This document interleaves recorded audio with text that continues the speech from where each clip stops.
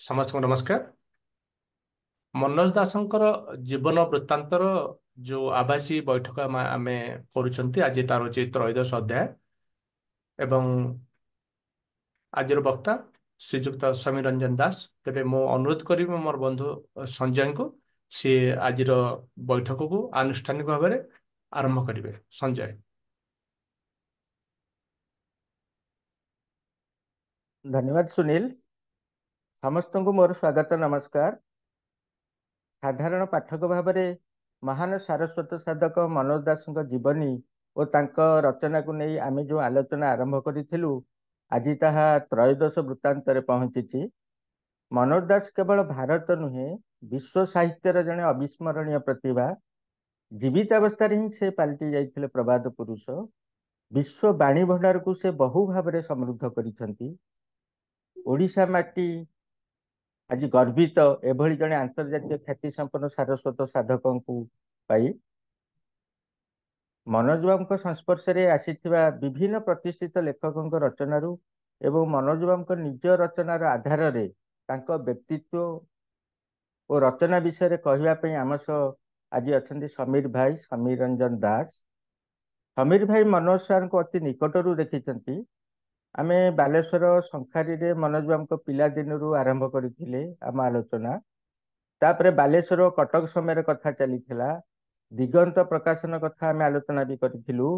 ଏସବୁ ମନୋଜ ବାବୁଙ୍କ ପଣ୍ଡିଚେରୀ ଯିବା ପୂର୍ବର ଘଟଣା ସବୁ। ଗତ ଥର ଆମେ ବିଶେଷ ଭାବେ ତାଙ୍କ ଶ୍ୱଶୁର କୁଜଙ୍ଗ ରାଜା ସାହେବ ନାରାୟଣ ବୀରବର ସାମନ୍ତଙ୍କ ବିଷୟରେ ଆଲୋଚନା କରୁଥିଲେ। ଏବେ ମୁଁ ସମୀର ଭାଇଙ୍କୁ ଅନୁରୋଧ କରିବି, ସେ ଯେଉଁଠି ଗତ ଥର ଛାଡ଼ିଥିଲେ ତା ପରଠାରୁ ତାଙ୍କ ବକ୍ତବ୍ୟ ଆରମ୍ଭ କରିବେ। ସମୀର ଭାଇ। କୁଜଙ୍ଗର ଯୋଉ ରାଜା ନାରାୟଣ ବୀରବର ସାମନ୍ତ, ତାଙ୍କ ବିଷୟରେ ଆମେ ଆଲୋଚନା କରିଥିଲେ ଗତ ଥର। ବର୍ତ୍ତମାନ ମୁଁ ମନୋଜ ଦାସଙ୍କର ସେଇ କଲେଜ ଜୀବନ, ରେଭେନ୍ସା, ବାଲେଶ୍ୱର ଆଉ ସେଇ ଲ କଲେଜର ମୁଖ୍ୟତଃ ସେଇ ଯୋଉ ସମୟର କଥାଟାକୁ ଅନ୍ୟମାନେ ଯୋଉମାନେ ତାଙ୍କ ବିଷୟରେ ଯାହା ଲେଖିଛନ୍ତି ସେ ବିଷୟରେ ଆଉ ସିଏ ଯାହା ଲେଖିଛନ୍ତି ତାକୁ ଆମେ ସେଇ ବିଷୟରେ ବର୍ତ୍ତମାନ ଆମେ ଆଲୋଚନା କରୁଛେ। ଆଉ ସଞ୍ଜୟ ବାବୁଙ୍କର ଆଉ ସୁନୀଲ ବାବୁଙ୍କର ଏଇଟା ମହାନ ବଡ଼ ପଣିଆ ଯେ ସେ ଏଟାକୁ ଅନଲିମିଟେଡ ଏପିସୋଡ୍ସ ପାଇଁ ପରମିଶନ ଦେଇଛନ୍ତି। ତେଣୁ ମୋ ପାଖରେ ବର୍ତ୍ତମାନ ସ୍ୱାଧୀନତା ଅଛି ଯେ ମୁଁ ଯାହା ବି ଯୋଉଠି ଲେଖା ହେଇଛି ତାହା ଆପଣମାନଙ୍କ ପାଖରେ ଉପସ୍ଥାପନ କରିବା ପାଇଁ କି। ଆଉ ମୁଁ ଆଜି ଚାହୁଁଛି ଯେ ଯେତେବେଳେ ମନୋଜ ଦାସ ଲ କଲେଜରେ ଛାତ୍ର ଥିଲେ, ସେତେବେଳେ ସିଏ ସେଇ ସମୟରେ ସିଏ ତାଙ୍କୁ କିଛି ଦିନ ପାଇଁ କଲିକତାରେ ଯାଇକି ସେଠି ଯୋଉ ଯାଦବପୁର ୟୁନିଭର୍ସିଟିରେ ବୋଧ ହୁଏ, ମୋର ମନେ ପଡୁନି, ସେଠି ଆଡମିସନ କରିବା ପାଇଁ କି ଚେଷ୍ଟା କରିଥିଲେ। ତାଙ୍କୁ ତାଙ୍କ କମରେଡ ମାନେ କହିଥିଲେ ଯେ ତମେ କଲିକତା ଯାଅ ଆଉ କଲିକତାରେ ଯାଇକି ପଲିଟିକାଲ କ୍ୟାରିୟର ଷ୍ଟାର୍ଟ କର। ସେଇଟା ପାଇଁ ସେ ଥରେ ଯାଇଥିଲେ, କିନ୍ତୁ ସେ ଯାଇକି ଫେରି ଆସିଲେ। କାହିଁକି ଫେରି ଆସିଲେ ତା ଉପରେ ଗୋଟେ ସୁନ୍ଦର ଲେଖାଟେ ଅଛି ତାଙ୍କର, ଏକ ରାତ୍ରି ଚାରି ପ୍ରହର ସ୍ମୃତିର ପ୍ରଦୀପ ବହିରେ। ସେଇଟାକୁ ମୁଁ ପଢିବାକୁ ଚାହୁଁଛି ଆପଣଙ୍କ ପାଖରେ।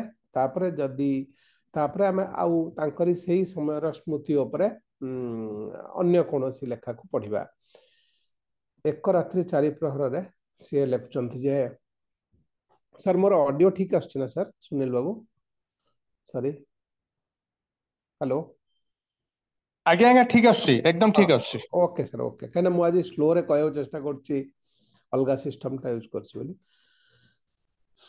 ଏକ ରାତ୍ରି ଚାରି ପ୍ରହର ଲେଖକର ଛାତ୍ର ଜୀବନରେ କଟକସ୍ଥ ମଧୁସୂଦନ ଆଇନ କଲେଜ ପର୍ଯ୍ୟାୟ 1955ରୁ 1957ଟି ଥିଲା ବେଶ ଘଟଣା ବହୁଳ। ସେତେବେଳେ LLB ପାଠ 2 ବର୍ଷରେ ହିଁ ସୀମିତ ଥିଲା। 1955ରେ ଦଳେଇ ଘାଇ ବନ୍ୟା ଭାବରେ ବିଦିତ ଭୀଷଣ ବିପର୍ଯ୍ୟୟ, ପରେ ପରେ ସୀମା ଆନ୍ଦୋଳନ ଓ କିଛି କାରାବାସ ଏବଂ କିଛି ଦିନ କାରାବାସ, 1956ରେ ଇଣ୍ଡୋନେସିଆର ବାନ୍ଦୁଙ୍ଗ ଠାରେ ଅନୁଷ୍ଠିତ ଏସିଆ ଆଫ୍ରିକା ଛାତ୍ର ସମ୍ମିଳନୀରେ ପ୍ରତିନିଧିତ୍ୱ ଏବଂ ଆଇନ କଲେଜ ୟୁନିୟନର ସଭାପତି ତଥା ନିଖିଳ ଉତ୍କଳ ଛାତ୍ର ସଂଘର ସାଧାରଣ ସମ୍ପାଦକ ରୂପେ ବିବିଧ ଅନୁଷ୍ଠାନ ଏବଂ ଆନ୍ଦୋଳନର ଆୟୋଜନ ସମେତ କଟକରେ ନିଖିଳ ଉତ୍କଳ ଛାତ୍ର ସମ୍ମିଳନୀ ଅନୁଷ୍ଠାନ, ଏସବୁ ଭିତରେ କହିବା ବାହୁଲ୍ୟ ବିଦ୍ୟାୟୋଧନ ବ୍ୟାପାରଟି ଥିଲା କାର୍ଯ୍ୟକ୍ରମରେ ସର୍ବଶେଷ ବିଷୟ। ବାନ୍ଦୁଙ୍ଗ ସମ୍ମିଳନୀରେ ଏ ଲେଖକ ସହ ଥିଲେ ନିଖିଳ ଭାରତ ଛାତ୍ର ସଂଘର ଯଥାକ୍ରମେ ସଭାପତି ଏବଂ ସାଧାରଣ ସମ୍ପାଦକ ଶ୍ରୀ ବି ନରସିଂହ ରାଓ ଏବଂ ସୁଖେନ୍ଦୁ ମଜୁମଦାର। ସେମାନେ ପ୍ରସ୍ତାବ ଓ ପ୍ରବର୍ତ୍ତନ ଦେଲେ ଏ ଲେଖକ MA ଅଧ୍ୟୟନ ପାଇଁ କଲିକତା ଆସିବ। ନବପ୍ରତିଷ୍ଠିତ ଯାଦବପୁର ବିଶ୍ୱବିଦ୍ୟାଳୟକୁ ପ୍ରଥମରୁ ଛାତ୍ର ସଂଘ ଅକ୍ତିଆର କରିବା ଚାହି। ସେ ଦିଗରେ ବିଶେଷ ଭୂମିକା ତୁଲାଇବା ସଙ୍ଗେ ସଙ୍ଗେ ଛାତ୍ର ସଂଘର ମୁଖପତ୍ର ଦି ଷ୍ଟୁଡେଣ୍ଟ ସମ୍ପାଦନା କରିବା ହେବ ମୋର ଦାୟିତ୍ୱ। ନିଷ୍ଠାପର କର୍ମୀ ରୂପେ ଆସିଗଲି କଲିକତା। ଇଣ୍ଟରନ୍ୟାସନାଲ ଆଫେୟାର୍ସ ଉପରେ MA ପାଠ୍ୟକ୍ରମ ସେତେବେଳେ ଏକମାତ୍ର ଯାଦବପୁର ବିଶ୍ୱବିଦ୍ୟାଳୟରେ ହିଁ ଥାଏ। ଅଧ୍ୟୟନ ସକାଶେ ମନୋନୀତ ହୋଇଥିଲି ମଧ୍ୟ। ପ୍ରାୟ 15 ଦିନ ଏଣେ ତେଣେ ଶିବିର ପକାଇବା ଉତ୍ତାରୁ କଲେଜ ଷ୍ଟ୍ରିଟ୍ର ଅଦୂରରେ ଗୋଟିଏ ତ୍ରିକୋଣାକାର ହୋଟେଲର ଚତୁର୍ଥ ତଥା ଊର୍ଦ୍ଧ୍ୱତମ ମହଲାରେ ସର୍ବଶେଷ ଅପୂର୍ବ ତ୍ରିକୋଣୀ କୋଠରୀଟି 1 ମାସ ସକାଶେ ଭଡ଼ା ସୂତ୍ରରେ ବ୍ୟବସ୍ଥା କରିଦେଲେ ଛାତ୍ର ସଂଘର ବନ୍ଧୁବର୍ଗ। କିଛି ଦିନର ଭଡ଼ା ଅଗ୍ରିମ ନେଲେ ମ୍ୟାନେଜର। ସେତେବେଳେ ଗ୍ରୀଷ୍ମ ବିକାଶ। ବିଶ୍ୱବିଦ୍ୟାଳୟ ଖୋଲିବା ବେଳକୁ ଯାଦବପୁର ଇଲାକାରେ ବସାଟିଏ ନିଆଯିବ। ଆପାତତଃ ଗୋଟାଏ ଜାପାନୀ ନାମ ବହନକାରୀ ସେହି ହୋଟେଲ ହିଁ ହେବ ମୋର ଆଶ୍ରୟ ତଥା କର୍ମକ୍ଷେତ୍ର।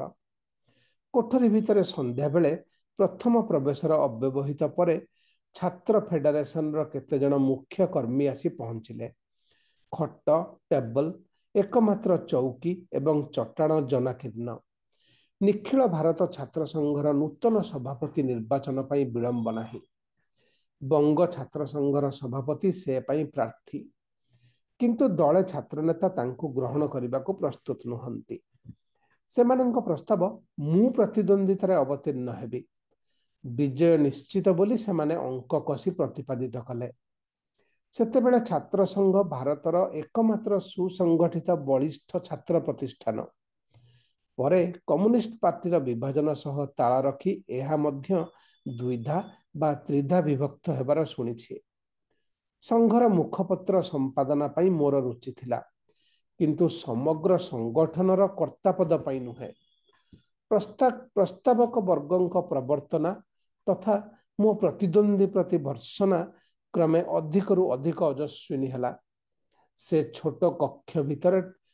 ଛୋଟ କକ୍ଷଟି ଭିତରେ ସେତେବେଳେ ସିଗାରେଟ ଓ ବିଡ଼ି ଧୂଆଁ ଅନୁଜ୍ଜ୍ୱଳ ବିଜୁଳି ଆଲୁଅଟିକୁ ଗ୍ରାସ କରିସାରି ମୋର ନିଶ୍ୱାସ ପ୍ରଶ୍ୱାସ ଧାରାକୁ ରୋକିଦେବାକୁ ଉଦ୍ୟତ। ମୋ ନିରୁତ୍ତରକୁ ସମ୍ମତି ବୋଲି ଘୋଷଣା କରି ସେ ତରୁଣ ନେତୃବର୍ଗ ବିଦାୟ ନେବା ବେଳକୁ ରାତ୍ରିର ପ୍ରଥମ ପ୍ରହର ଅତିକ୍ରାନ୍ତ। କ୍ଷୁଧିତ ଏବଂ ଅବଶ ଏ ଲେଖକ ତଳକୁ ଯାଇ ଏକ ଦୋକାନରେ ଯତ୍କିଞ୍ଚିତ ଭୋଜନ ଗ୍ରହଣ କରି ଫେରିବା ବେଳକୁ ବିଚିତ୍ର ଏକ ଦୃଶ୍ୟ। ପାହାଚ କଡ଼େ କଡ଼େ ଉପରକୁ ଉଠିଥିବା କାଠର ସୁଦୃଶ୍ୟ ବେଢ଼ା ଉପରେ ତୃତୀୟ ଏବଂ ଚତୁର୍ଥ ମହଲା ମଝିରେ ଜଣେ ପ୍ରୌଢ଼ ପେଟେଇ ଶୋଇଛନ୍ତି।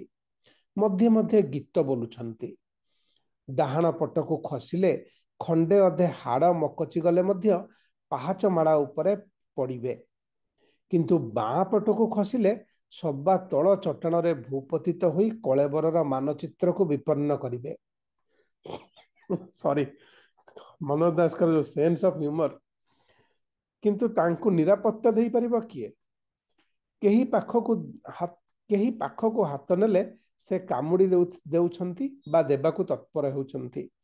ମଦ ଗନ୍ଧ ସହିତ ଉତ୍କଟ ଅତରର ବାସନା ପରିବେଶରେ ବେଶ ମାଦକତା ପରିବେଷଣ କରିଛି। ସମସ୍ତେ ମୃଦୁ ମୃଦୁ ହସୁଛନ୍ତି। ତାଙ୍କ ଅସଂଲଗ୍ନ ଗୀତ ଏବଂ ଅଶ୍ଳୀଳ ଉକ୍ତି ହୋଟେଲର କର୍ମଚାରୀ ବୃନ୍ଦ ଉପଭୋଗ କରନ୍ତୁ ନ କରନ୍ତୁ, ଅନିର୍ଦ୍ଦିଷ୍ଟ କାଳ ସହ୍ୟ କରିବାକୁ ପ୍ରସ୍ତୁତ ବୋଲି ଧାରଣା ହେଲା। ସାମାନ୍ୟ ଅନୁସନ୍ଧାନ କରି ବୁଝିଲି ସିଏ ଆଉ କେହି ନୁହନ୍ତି, ହୋଟେଲର କର୍ତ୍ତାଙ୍କର ଅନନ୍ୟ ଶାଳକ। କୌଣସି ମତେ ବାଟ କରିନେଇ ମୋ ମହଲାର ବାରନ୍ଦାରେ ପହଞ୍ଚିବା ମାତ୍ରେ ଶୁଣିଲି ଏକ ଉଗ୍ର ଚିତ୍କାର। ତେବେ ରକ୍ଷା ହେଲା, ତାହା ନାରୀ କଣ୍ଠ। ସେ ତନ୍ୱୀ ଅବଲୀଳାକ୍ରମେ ଝିଙ୍କି ନେଇ ଝୁଲନ୍ତ କର୍ତ୍ତାଙ୍କୁ ପାହାଚ ସାଇ କଲେ। ଭଦ୍ରଲୋକଙ୍କ ଗୀତ ବନ୍ଦ ହେଲା। ମନେ ହେଲା ସେ କଇଁ କଇଁ କାନ୍ଦିଲେ। ମହିଳା, ସମ୍ଭବତଃ ତାଙ୍କ ଧର୍ମପତ୍ନୀ, 2 ଜଣ କର୍ମଚାରୀଙ୍କ ସହାୟତାରେ ତାଙ୍କୁ ଉଠାଇଲେ ଏବଂ ଚିତ୍କାର ଅପେକ୍ଷାକୃତ କୋମଳ କଲେ। ଦୃଶ୍ୟଟି ତତ୍ପରେ ଅପସରି ଗଲା। ସେତେବେଳକୁ ଦ୍ୱିତୀୟ ପ୍ରହର ଅତିକ୍ରାନ୍ତ। ମୁଣ୍ଡରେ ବେଦନା ଜମାଟ ବାନ୍ଧି ଆସୁଛି। ଶୋଇବାକୁ ଚେଷ୍ଟା କଲି, ସଫଳ ହେଲି ନାହିଁ। ବାରଣ୍ଡାର ବିପରୀତ ସୀମାରେ ସ୍ନାନାଗାର ଇତ୍ୟାଦି। ମୁଣ୍ଡରେ ପାଣି ଦେବା ମାନସରେ କବାଟ ଖୋଲିଲି। ମିଞ୍ଜି ମିଞ୍ଜି ଆଲୁଅଟିଏ ବାରନ୍ଦାରେ ମଝାମଝି ସ୍ଥାନରେ ଝୁଲୁଥାଏ। ଆଲୁଅ ସେପାରିରେ ଜଣେ ଅର୍ଦ୍ଧାବଗୁଣ୍ଠନବତୀ। ସେ ମହଲାରେ ଶ୍ରେଣୀବଦ୍ଧ 7-8 ଗୋଟିଯାକ କୋଠରୀ ବନ୍ଦ ହିଁ ରହିଛି। ସେ ଏକାକୀ ବାରନ୍ଦାରେ କେଉଁ କର୍ତ୍ତବ୍ୟ ତୁଲାଉଛନ୍ତି? ମୁଁ ଅନାଇ ଦେବା ମାତ୍ରେ ସେ ଆଗେଇ ଆସିଲେ। ସେ ଆଲୁଅର ନିମ୍ନ ଦେଶକୁ ଆସିବା ବେଳକୁ ଦେଖିଲି ସେ ହସୁଛନ୍ତି। ପ୍ରସାଧନ ରଞ୍ଜିତ ମୁହଁ ଏବଂ ସେ ହସ ହଠାତ୍ ଗୋଟିଏ ପ୍ରାଣହୀନ ମୁଖା ଭଳି ମନେ ହେଲା। ମୁହୂର୍ତ୍ତକ ପରେ ମୁଖାଟି ଦେଖାଗଲା ଭୟଙ୍କର। ସେ ଆଗେଇ ଆସୁଛନ୍ତି। ଅଗତ୍ୟା କକ୍ଷ ଭିତରକୁ ଆସି କବାଟ ବନ୍ଦ କଲି। ଶୁଭିଲା ଖିଲଖିଲ ହସ। ତାପରେ ସେ ଅପସରି ଯିବାର ଶବ୍ଦ। ନିଦ ନାହିଁ। ମନକୁ ଆବୋରିଛି ବିରକ୍ତି ଓ କିଛି ମାତ୍ରାରେ ବିମୂଢ଼ତା। ରାସ୍ତାରୁ ଶୁଭିଲା ଗୋଟିଏ ବିକଟ ଧ୍ୱନି। ଝରକା ଦେଇ ଦେଖିଲି ବତୀ ଖୁମ୍ବ ତଳେ ଜଣେ ଗୋରା ତକ୍ତକ୍ ଡଉଲ ଡାଉଲ ଯୁବକକୁ 4-5 ଜଣ ମିଶି ପିଟୁଛନ୍ତି। ଧ୍ୱନି ନିର୍ଗତ ହେଉଛି ସେହି ପିଟୁକମାନଙ୍କଠୁ। ପୀଡ଼ିତ ବ୍ୟକ୍ତି ନିର୍ବାକ। ସେ ଥରେ ତଳେ ପଡ଼ିଗଲା। ତାକୁ ଉଠାଇ ପୁଣି ପିଟନ ଆରମ୍ଭ ହେଲା। ଲାଠି ବାଡ଼ି ଯୋଗେ ନୁହେଁ, ମୁଷ୍ଟି ଯୋଗେ। ସେ ସୁଠାମ ତନୁଟିକୁ ହାତରେ ଆଘାତ ଦେବା ଥିଲା ସେ ହିଂସ୍ରମାନଙ୍କର ବିଶେଷ ଆକର୍ଷଣ। 2-3 ମିନିଟ୍ ସେ ଦୃଶ୍ୟ ଦେଖିପାରିଲି, କିନ୍ତୁ କେତେ ସମୟ ଦେଖିବାକୁ ପଡ଼ିବ? କବାଟ ଖୋଲି ତଳ ମହଲାକୁ ଗଲି। ସବୁ ଜନଶୂନ୍ୟ। ହୋଟେଲର ଅଫିସ ଚାବିବଦ୍ଧ। ମୁଖ୍ୟ ଦରଜା ବନ୍ଦ। ଅଗତ୍ୟା ମୋ କକ୍ଷକୁ ଫେରି ଆସିଲି। ଭାବିଲି ଝରକା ଦେଇ ପାଟି କରିବି, କିନ୍ତୁ ସେତେବେଳକୁ ସେ ଦୃଶ୍ୟ ନିଶ୍ଚିହ୍ନ। ଶୁଭୁଥିଲା କୌଣସି ଗାଡ଼ିର ଶବ୍ଦ। ଆଶା କଲି ପୁଲିସ ସେମାନଙ୍କୁ ନେଇଯାଇଥିବ। ବିରକ୍ତି ଏବଂ ବିମୂଢ଼ତା ସହ ଏଥର ମିଶିଲା ବିଷଣ୍ଣତା। ଭୀଷଣ ଦୁର୍ବଳ ଅନୁଭବ କରୁଥିଲି। ବିଛଣାରେ ପଡ଼ିଗଲି। କବାଟ ଆଉ ବନ୍ଦ କରିନାହିଁ। ଜଣେ ଏଣ୍ଟି ହିରୋ ରୂପେ ନିଜକୁ ଦେଖୁଥିଲି। ଚତୁର୍ଥ ପ୍ରହର ଶେଷ ହୋଇ ଆସୁଛି। ସାମାନ୍ୟ ନିଦ ଆସିଯାଇଥିଲା। ଉଠି ବସିବା ବେଳକୁ ପ୍ରଭାତ। ହୋଟେଲର ଏକ ପରିଚାରକ ଆସି ଚାହା ଆଣି ଦେବାକୁ ଅନୁରୋଧ କରି ଖଟ ଉପରେ ବସିଛି। ଭିତରକୁ ପଶି ଆସିଲେ ସୁହୃଦ ସାହିତ୍ୟିକ ଚୌଧୁରୀ ହେମକାନ୍ତ ମିଶ୍ର। ସେତେବେଳକୁ ସେ ମନସ୍ତତ୍ତ୍ୱରେ MA ପଢ଼ୁଛନ୍ତି। ଗ୍ରୀଷ୍ମ ବିକାଶ ସତ୍ତ୍ୱେ ହାର୍ଣ୍ଣିଜ ହଷ୍ଟେଲ ଛାଡ଼ି ନାହାନ୍ତି।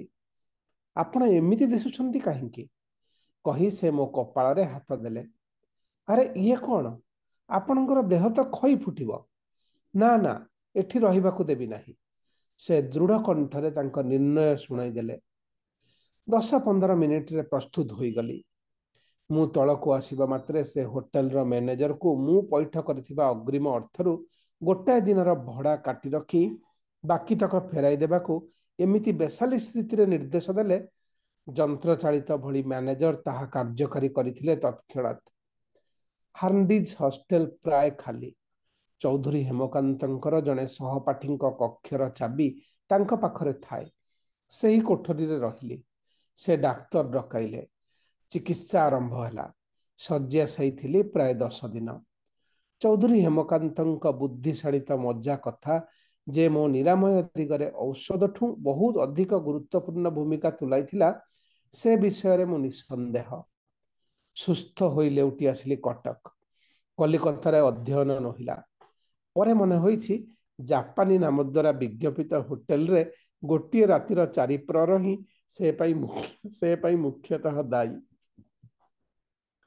ତ ସେ କଲିକତାର ଏଇ ଯୋଉ ଯାଦବପୁର ୟୁନିଭର୍ସିଟିର ପ୍ରେସିଡେଣ୍ଟ ହବା କ୍ୟାଣ୍ଡିଡେଟ୍ ହବା ପାଇଁ ଯୋଉ ଚେଷ୍ଟା କରାଯାଇଥିଲା ତାରି ଉପରେ, ଆଉ ସେ କଲିକତା ଯାଇଥିଲେ ତାରି ଉପରେ ଏଇ ଗୋଟିଏ ମାତ୍ର ଲେଖା ଅଛି।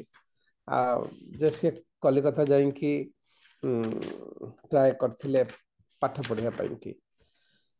बर्तमान मैं गोटे दीर्घ लेखा को पढ़ी जो थे कि सी जो सही कॉलेज जीवन स्कूल जीवन भी टिके स्टार्टिंग रे स्कूल बेलर घटना टिके अच्छी तापर पुणी तार कॉलेज जीवन आसो तेणु मुझे पढ़ुची बर्तमान यहाँ हूँ से दिन अभूला मुह केतोटी एटा स्मृति विस्मृतिर लुचुकाली एवं सप्तदश संदर्भ बहिरू मु आपके पढ़ी जीवनर गोटे मिनिट सर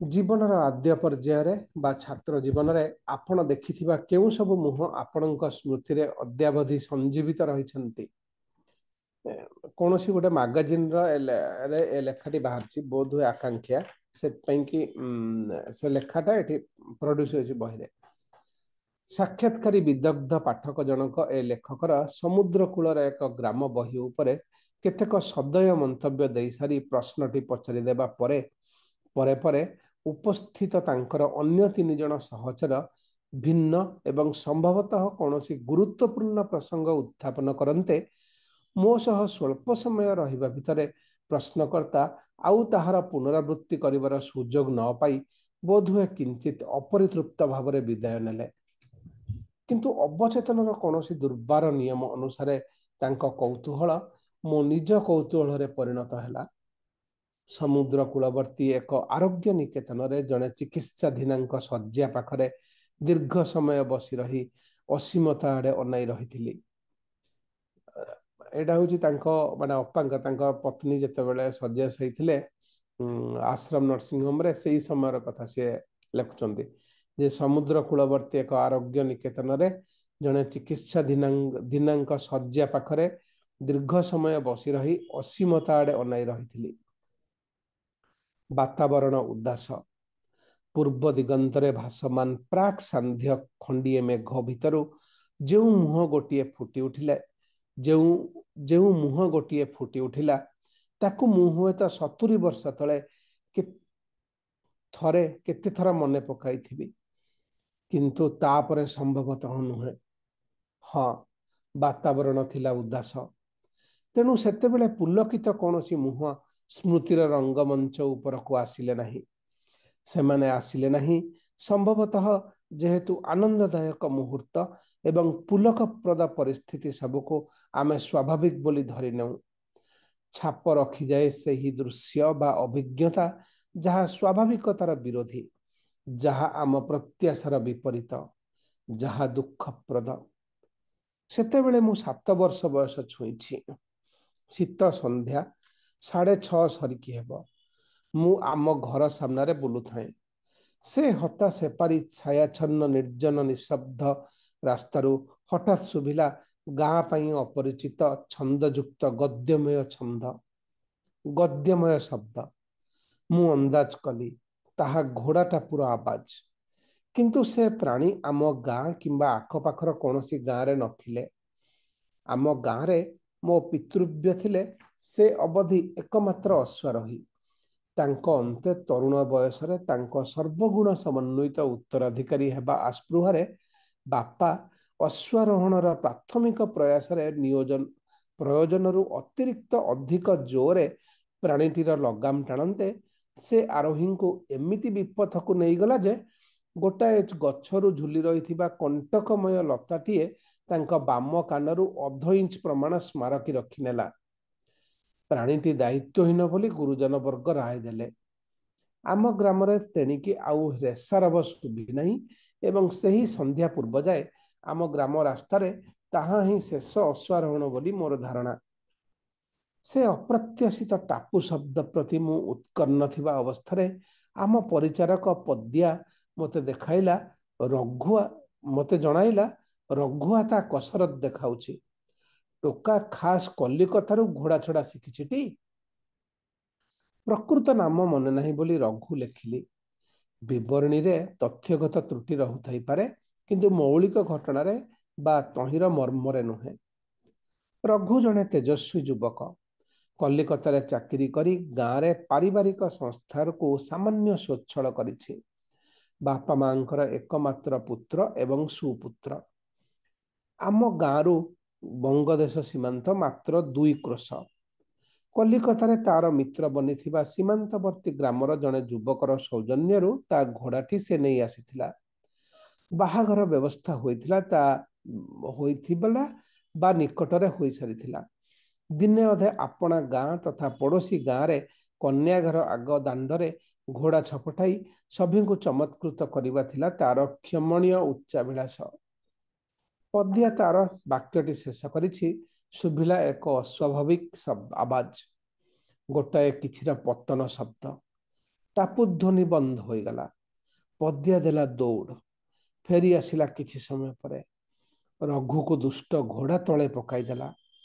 तापरे रघु मरीगला।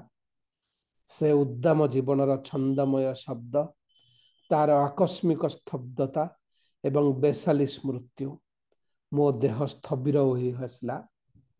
बापा स्थानांतरे थिले, फेरिले प्राय राति 11टा बेलको रास्तारू विपरीत दिगरू। सबू सुनिले एवं दुर्घटना स्थल को बाहरिले। पद्या लंठन धरिला। मु अड़ी बसिली जीवा पाई एवं गली। आम निम्न प्राथमिक विद्यालय आगरे धूली माटी उपरे पड़िछि रघुर देह, मुह आवृत। अदूरे घोड़ा ठिया होइछि। रघुर मुह पाखरे लंठनटीए धुआ। देह को जगी बसिछि जणे मात्र लोक। शीत रातिरे खंडिए गामुछा मात्र घोड़ी होइथिबा ता बापा। चौकीदार कहिछि एभली अपमृत्युर तदंत न हेबा जाए, अर्थात परदिन से जाई 7-8 क्रोश दूरवर्ती थाना रे खबर देबा अंते जने जमादार आसी देखिबा जाए देह अपसारण निषेध। रघुर बापा आंठू उपरे चिबुक थापी बसिथिले। मुह तोली अनाइले। जने मध्यवयस्कर श्रम कठिन मुह। तार अभिव्यक्ति, से दिशुथिले विह्वल। जहा घटिगला ताहा सतरे घटिछि कि नाही से सही प्रश्नर उत्तर आयत्त करने को चेष्टा करुथिले। बापा को देखि क्रमे तांको आबाक चक्षुदय सजल होई आसिबा भली मोर मन हैला। बापा आसिबा संगे संगे आखपाख घर सबुरु 4-5 जन लोक आसी ठूल हेले। तही भितरु जनक सह बापा मते अविलंबे घर को पठाई देले। से ब्रिटिश जुगरे छोट बड़ 20-30 सरिक ग्राम को नहीं गोटे गोटे यूनियन गठित होता है। अंचलर जड़े जड़े विशिष्ट व्यक्ति गोटाए गोटाए यूनियन अवैतनिक बा सम्मानजनक प्रेसिडेंट मनोनीत होइथांती। वेतन प्राप्त चौकीदार एवं ता उपरे थिबा दफादार माने प्रेसिडेंट को आज्ञावह। बापा रही जाई मृत पुत्र पाखरे ता बापाटी को सेमिति एकाकी बसी रही अवस्था उपरे अवश्य किछि उन्नति विधान करिथिबे। रघु बापार से मुह विह्वलरु सजल सेही भावांतर, विह्वलरु सजल को सेही भावांतर खोदेई होई रहीगला मो मन भितरे। किछि वर्ष पर्यंत सेही दिनर मोर सेही अथर्व बनी जीवार अनुभूति फेरी आसुथिला एक एक निमेष पाई। एटा केवल जो दीर्घ रचना रे एटा केवल बाल्य जीवन स्मृति थिला। तापरे नाउ वर्तमान से 1953-54 को पळे आसले। 1953 बा 54 मसीहार कथा। सेते बेले ए लेखक बालेश्वर फकीर मोहन महाविद्यालय रे तृतीय वार्षिक श्रेणीर छात्र। मात्र 6-7 वर्ष तले बालेश्वर जिल्लार एक सब डिविजन रे परिणत देशीय राज्य नीलगिरी रे गड़जात प्रजा आंदोलन वीर नेता कमरेड बनमाली दास नेतृत्व रे अभिव्यक्त कम्युनिस्ट पार्टी संगठित होता है। पाठक मानंकु मने पकाई देबा आवश्यक जे आज कम्युनिस्ट नाम व्यवहार करुथिबा अनेक गुड़िए दल अछंती। सेतेबेले भारत रे कम्युनिस्ट संगठन मात्र गोटिए थिला एवं तार आदर्श सह आपण एकमत हुअंतु बा न हुअंतु से पार्टीर श्रृंखला और तार सभ्य मानंकर त्याग और निष्ठा थिला अदमनीय एवं महत। जड़े 30-35 वर्ष वयस्क कमरेड नीलगिरीर गोटे पल्ली को निजर कर्मक्षेत्र भाव में ग्रहण करी सेहिठारे डेरा पकाई थिले। से पल्ली रे समस्ते निहाती गरीब चाषी, केवल 2 जन को छाड़ी। ग्रामवासी माने चाष करुथिबा समुदाय जमीर मालिक सही 2 जन। ଦୁଃଖିତ ଦୁଃଖିତ ସେ ଗ୍ରାମଟିର କିମ୍ବା ସେ କମ୍ରେଡ ଜଣକର ନାମ ମନେ ପକାଇ ପାରୁନାହିଁ। କମ୍ରେଡ ଜଣକ ସେ ଗ୍ରାମ ବାହାରେ ବାଲି ପଡ଼ିଆ ଏବଂ ବୁଦାମୟ ପ୍ରାନ୍ତର ପାଖରେ ସଦ୍ୟ ଖୋଲା ହୋଇଥିବା ଗୋଟିଏ ବଖରା ସମ୍ବଳିତ ଡାକଘରର ଅନତି ପ୍ରଶସ୍ତ ବାରନ୍ଦାରେ ହିଁ 6 ମାସ କାଳ ରହିଥିଲେ ଏବଂ ଗ୍ରାମବାସୀମାନଙ୍କୁ ରାଜନୀତି ସଚେତନ କରିବାକୁ ଚେଷ୍ଟା କରୁଥିଲେ। ଦୁଇ କୁନି ଜମିଦାରଙ୍କୁ ବି ସେ ବୁଝାଇଥିଲେ ଯେ ଗ୍ରାମବାସୀମାନଙ୍କର ସାମାନ୍ୟ ଉନ୍ନତି ସେ ଦୁହିଁଙ୍କର ଅବନତି ହେବ। କୁନି ଜମିଦାରଙ୍କୁ ବି ସେ ବୁଝାଇଥିଲେ ଯେ ଗ୍ରାମବାସୀମାନଙ୍କର ସାମାନ୍ୟ ଉନ୍ନତି ହେଲେ ସେ ଦୁହିଁଙ୍କ ଅବନତି ହେବ, ଏ ଆଶଙ୍କା ଅମୂଳକ। ଅବଶେଷରେ ସେମାନେ ଗୋଟାଏ ସଭାରେ ସମବେତ ହୋଇ ପାର୍ଟିର ଆଭିମୁଖ୍ୟ ଉପରେ ଭାଷଣଟିଏ ଶୁଣାଇବାକୁ ରାଜି ହୋଇଥିଲେ। ଏପରିକି ଜଣେ କୁନି ଜମିଦାର ରାତିକ ସକାଶେ ଆଗନ୍ତୁକ ବକ୍ତା ଓ ତାଙ୍କ ସାଥିରେ ଆସୁଥିବା ଜଣେ 2 ଜଣଙ୍କୁ ନୈଶାହାର ଏବଂ ରାତିକ ପାଇଁ ଆଶ୍ରୟ ଦେବାକୁ ମଧ୍ୟ ସମ୍ମତ ହୋଇଥିଲେ। ସଭା ତାରିଖ ନିର୍ଦ୍ଧାର୍ଯ୍ୟ ହୋଇଗଲା। ବକ୍ତା ଭାବରେ ବୋଧହୁଏ କମ୍ରେଡ ମନମୋହନ ମିଶ୍ର ଆସିବେ ବୋଲି ସ୍ଥିର ହୋଇଥିଲା, କିନ୍ତୁ ସଭା ପୂର୍ବ ଦିନ ଜଣାଗଲା ଯେ କୌଣସି ଅସୁବିଧା ଯୋଗୁଁ ସେ ଆସିପାରିବେ ନାହିଁ। ପାର୍ଟିରୁ ନିର୍ଦ୍ଦେଶ ଆସିଲା, ମୋତେ ଯାଇ ସେ ଦାୟିତ୍ୱ ନିର୍ବାହ କରିବାକୁ ହେବ। ସେ ନିର୍ଦ୍ଦେଶ ଶିରୋଧାର୍ଯ୍ୟ। ବନ୍ଧୁ ଅକ୍ଷୟ ପାଣି, ପରବର୍ତ୍ତୀ କାଳରେ ଆଡଭୋକେଟ ଏବଂ ସହପାଠୀ ସୁରେଶ ମହାନ୍ତି, ଦୈନିକ ଆଶାର ସମ୍ପାଦକ ଶ୍ରୀଯୁକ୍ତ ରମେଶ ଚନ୍ଦ୍ର ମହାନ୍ତିଙ୍କ ପୁତ୍ରଙ୍କୁ ସାଥିରେ ନେଲି। ସେ ଠିକଣା ଅଭିମୁଖେ ପୂର୍ବାହ୍ନରେ 3ଟି ସାଇକେଲ ଯୋଗେ ଯାତ୍ରାରମ୍ଭ କରି ବାଟ ଠାବ କରି ମଧ୍ୟେ ରାସ୍ତା ଅଭାବରୁ ସାଇକେଲ ଗଡ଼ାଇ ଅବଶେଷରେ ସୂର୍ଯ୍ୟାସ୍ତର ଅବ୍ୟବହିତ ପୂର୍ବରୁ ଆମେ ଉପରୋକ୍ତ ଡାକଘର ପାଖରେ ପହଞ୍ଚିବା ବେଳକୁ ସମ୍ମୁଖବର୍ତ୍ତୀ ବୁଦା ବଳୟିତ ଅସମତଳ ବାଲି ପଡ଼ିଆ ଉପରେ ଲୋକେ ଚକା ପକାଇ ବସିବାକୁ ଆରମ୍ଭ କଲେଣି। ଆୟୋଜକ କମ୍ରେଡଙ୍କ ମୁହଁରେ ଯେଉଁ ଗତିରେ ଆଶ୍ୱାସ, ଆନନ୍ଦ ଓ କୃତଜ୍ଞତାର ସ୍ପନ୍ଦନମାନ ଖେଳିଗଲେ, ସେଥିରୁ ଅନୁମାନ କରିପାରିଲି ସେ କେତେ ପ୍ରବଳ ମାତ୍ରାରେ ଉତ୍କଣ୍ଠିତ ହୋଇ ସେ ଅଙ୍କାବଙ୍କା ରାସ୍ତାକୁ ଅନାଇ ରହିଥିଲେ।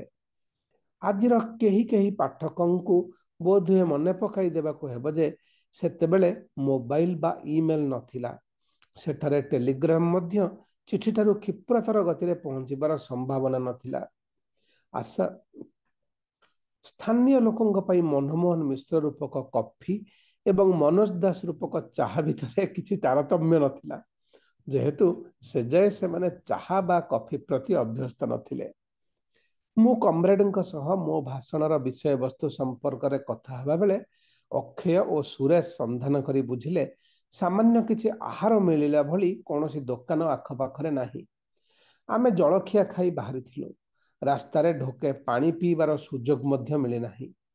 ଆମେ ଟିକିଏ ଆଗରୁ ଆସି ପହଞ୍ଚିଥିଲେ ଆଗନ୍ତୁକମାନଙ୍କୁ କୁଣ୍ଠିତ ଅଭ୍ୟର୍ଥନା କରିବାକୁ ରାଜି ଭଦ୍ରଲୋକଙ୍କ ଘରୁ ଅନ୍ତତଃ ପଇଡ଼ ପାଣି ପିଆଇ ଆଣିପାରିବେ ବୋଲି କମ୍ରେଡ ଯୋଜନା କରିଥିଲେ। କିନ୍ତୁ ସନ୍ଧ୍ୟା ହୋଇ ଆସୁଛି, ଆଲୋକର ବ୍ୟବସ୍ଥା ନାହିଁ, ବକ୍ତୃତା ପାଇଁ ବିଳମ୍ବ ହେଲେ ଚଳିବ ନାହିଁ। ଅକ୍ଷୟ ମୋର ପରିଚୟ ପ୍ରଦାନ କରିବା ଉତ୍ତାରୁ 1 ଘଣ୍ଟା ଭାଷଣ ଦେଇଥିବି। ଧନ୍ୟବାଦ ଦେବାକୁ କେହି ନଥିଲେ। କମ୍ରେଡ ସାମାନ୍ୟ ଉଚ୍ଚ ପୋଷ୍ଟ ଅଫିସ ପିଣ୍ଡାରେ ଘୋଡ଼ି ଘାଡ଼ି ହୋଇ ବସି ରହି ଆମକୁ ଏବଂ ଗାଁ ଭିତରକୁ ଯାଇଥିବା ରାସ୍ତାକୁ ଘନ ଘନ ଅନାଉଥାନ୍ତି। 2 କୁନି ଜମିଦାର ଯାକ ସଭାକୁ ଆସିବେ ବୋଲି କଥା ଦେଇଥିଲେ, କିନ୍ତୁ ଆସିଲେ ନାହିଁ। ଶ୍ରୋତାମାନଙ୍କୁ ଧନ୍ୟବାଦ ଦେଇ ସଭା ଶେଷ ହେଲା ବୋଲି ଅକ୍ଷୟ ଘୋଷଣା କରନ୍ତେ ଲୋକେ ନୀରବରେ ବୁଲି ପଡ଼ି ଅନ୍ଧକାର ଭିତରେ ହଜିଗଲେ। କମ୍ରେଡ ପିଣ୍ଡାରୁ ଓହ୍ଲାଇ ଆସିଲେ। ତମମାନଙ୍କୁ ଭୋକ ଲାଗିବଣି, ଚାଲ। ଭୋକ? ଆମେ ବୁଭୁକ୍ଷୁ ତାଙ୍କ ନେତୃତ୍ୱରେ ଚାଲିଲୁ। ଆମ ପ୍ରସ୍ତାବିତ ଅଭ୍ୟର୍ଥକ ମହାଶୟଙ୍କ ଘର ବିଶେଷ ଦୂର ନୁହେଁ। ଅନ୍ଧକାର ଭିତରେ ଅଣ୍ଡାଳି ତାଟି ପାରି ହେଲୁ। ଘରେ ତାଲା ପଡ଼ିଛି। କମ୍ରେଡ ପ୍ରାୟ ଆର୍ତ୍ତନାଦ କଲେ। ମୁଁ ତାଙ୍କ ବାହୁ ଧରି ପକାଇ ଅନୁଭବ କଲି ତାଙ୍କ ଦେହରେ ବେଶ ଉତ୍ତାପ। ସେ ଯାହା ହେଉ, ଆମକୁ ଅନୁସରଣ କରୁଥିଲେ ଜଣେ ଅଜ୍ଞାତ ଯୁବକ। ହୁଏତ ସେ ଆମ ଭବିତବ୍ୟର ସୂଚନା ପାଇଥିଲେ, ନଥୁବା କୁନି ଜମିଦାରଙ୍କ ଚରିତ୍ର ଜାଣିଥିଲେ। ସେ ନମ୍ର ଭାବରେ ଆମକୁ ତାଙ୍କ ଘରକୁ ନିମନ୍ତ୍ରଣ କଲେ। ଆଗ୍ରହରେ 3 ଆଗନ୍ତୁକ ତାଙ୍କ ସାଥୀ ହେଲୁ। ସେ ଆମ ଶୋଇବା ବ୍ୟବସ୍ଥା କରିବାର ପ୍ରତିଶ୍ରୁତି ମଧ୍ୟ ଦେଲେ। ଭାଇ ମୁଁ ଯାଉଛି, ମୋ ଉଦ୍ଦେଶ୍ୟ ସଫଳ ହେଲା ବୋଲି ମୁଁ କେଡ଼େ ଖୁସି, କିନ୍ତୁ ତମମାନଙ୍କୁ ମୁଁ ଯେତେ କଷ୍ଟ ଦେଲି ସେ ପାଇଁ ମୋର କ୍ଷମା ମାଗିବାର ମଧ୍ୟ ଭାଷା ନାହିଁ। ସଚ୍ଚା ଦରଦ ଭରା କଣ୍ଠରେ କହିଲେ କମ୍ରେଡ। ଭାଇ, କିନ୍ତୁ ଭାଇ ତୁମକୁ ତ ଜ୍ୱର ହେଲାଣି କେତେ ଦିନରୁ। ଏ ସଭାଟି ହେବା ଯାଏ ନିଜକୁ ଭୁଲାଇ ରଖୁଥିଲି, ବର୍ତ୍ତମାନ ବଡ଼ ହାଲିଆ ଲାଗୁଛି। କିଛି ଚୁଡ଼ା ରଖିଛି, ଖାଇ ଶୋଇଯିବି, ସକାଳେ ଦେଖାହବ କହି କମ୍ରେଡ ବିଦାୟ ନେଲେ। ଆମେ ଯାଇ ଆମ ନୂତନ ଅଭ୍ୟର୍ଥକଙ୍କ ଘରେ ପହଞ୍ଚିଲୁ। ବଡ଼ କୁଡ଼ିଆଟିଏ। ଭାତ ପ୍ରସ୍ତୁତ ହେଲା, ସେଥିରେ ଶାଗ ବା ସେମିତି ପର୍ଯ୍ୟାୟର ଅଧ ଗିନା ଲେଖାଏଁ କିଛି। ବୋଧହୁଏ ପଡ଼ୋଶୀ ଘରୁ ସେ ଫାଳେ ଲେମ୍ବୁ ସଂଗ୍ରହ କଲେ ଏବଂ ମୁଖ୍ୟ ଅତିଥି ରୂପେ ସେ ଖଣ୍ଡିକ ମୋ ଭାଗରେ ପଡ଼ିଲା। ସେତେବେଳକୁ ମଧ୍ୟରାତ୍ର। ରାତିରେ ଯେତେ ଦୂର ସ୍ମରଣ ହେଉଛି, ପାଖରେ ଥିବା ଗୋଟିଏ ଚାହାଳି ଭଳି ଘର ଭିତରେ ଆଶ୍ରୟ ମିଳିଲା। ଆମେ ସାଥିରେ ଖଣ୍ଡିଏ ଖଣ୍ଡିଏ ଚଦର ଆଣିଥିଲୁ। ତାହା ମଶା ଉତ୍ପାତରୁ ସାମାନ୍ୟ ସୁରକ୍ଷା ଦେଲା, କିନ୍ତୁ ଶୀତରୁ ନୁହେଁ। ଗଳ୍ପ, ଗୀତ, କୁନି ଜମିଦାରଟି ସକାଶେ ଦୟା ଓ କ୍ରୋଧ ସମନ୍ୱିତ ରଚିତ ସମ୍ଭବତଃ ଉଦ୍ଭଟ ରସର ଅନ୍ତର୍ଭୁକ୍ତ ହେଲା ଭଳି କିଛି ଲୋକ ସାହିତ୍ୟ ଚର୍ଚ୍ଚାରେ ରଜନୀ ଅତିବାହିତ ହେଲା। ଯେତେ ଶୀଘ୍ର ସମ୍ଭବ ସକାଳେ ଆମେ ଯାଇ ପୋଷ୍ଟ ଅଫିସ ପିଣ୍ଡାରେ ପହଞ୍ଚି ଦେଖିଲୁ କମ୍ରେଡ ଉଠି ବସି ଜୁଳୁ ଜୁଳୁ ଅନାଇଛନ୍ତି, ଆଖି ହଳଦିଆ। ତମମାନଙ୍କୁ କେତେ କଷ୍ଟ ଦେଲି, ରାତି ଯାକ ସେଇଆ ଭାବୁଛି। ତମେ ନ ଆସିଥିଲେ ମୋର 6 ମାସ କାଳ ଏଠି ପଡ଼ି ରହିବାଟା ବ୍ୟର୍ଥ ହୋଇଥାନ୍ତା। ପୁଣି ଲୋକେ ହସିଥାନ୍ତେ କହି କମ୍ରେଡ ବଡ଼ କରୁଣ ଭାବରେ ହସିଲେ। ବନ୍ଧୁ 2 ଜଣ ତାଙ୍କଠାରୁ ବିଦାୟ ନେଇ ତଳ ରାସ୍ତାକୁ ଓହ୍ଲାଇ ଅପେକ୍ଷା କଲେ। ମୁଁ ଟିକିଏ ରହିଗଲି। କମ୍ରେଡ, ତୁମେ କ'ଣ ଏଇଠି ଏମିତି ପଡ଼ି ରହିବ? ପ୍ରଶ୍ନ କଲି। ନା, ନୀଳଗିରି ଚାଲିଯିବି। ଯିବ କେମିତି? ଏଠାରୁ ମାତ୍ର ଅଧ ମାଇଲିଏ ଗଲେ ହାଟ ଛକ ଉପରେ ବାଲେଶ୍ୱରରୁ ନୀଳଗିରି ଯିବା ଆସିବା କରୁଥିବା ବସ୍ ମିଳିବ। ବସ୍ ଭଡ଼ା ଅଛି? 8 ଅଣା କି ସେମିତି କିଛି, ଦେଖିବା। ଭାଗ୍ୟକୁ ମୋ ପାଖରେ ଖଣ୍ଡିଏ 10 ଟଙ୍କିଆ ନୋଟ୍ ଥିଲା।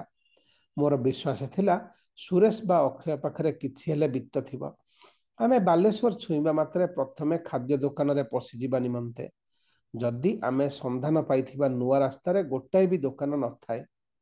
କମ୍ରେଡଙ୍କ ଅନୁଚ୍ଛୁକ ହାତରେ ନୋଟ୍ ଖଣ୍ଡିକ ଗେଞ୍ଜି ଦେଇ ଲାଲ ସଲାମ ଜଣାଇ ବିଦାୟ ନେଲି। ସେ ମୋ ଆଡ଼େ ଅନାଇ ରହିଲେ। ସେ ଦୃଷ୍ଟିରେ ତାଙ୍କ ଶ୍ରମ ସାର୍ଥକ ଜନିତ ସନ୍ତୋଷ ସମେତ ସ୍ନିଗ୍ଧ କୃତଜ୍ଞତା। କିନ୍ତୁ ସେ ଦୃଷ୍ଟିର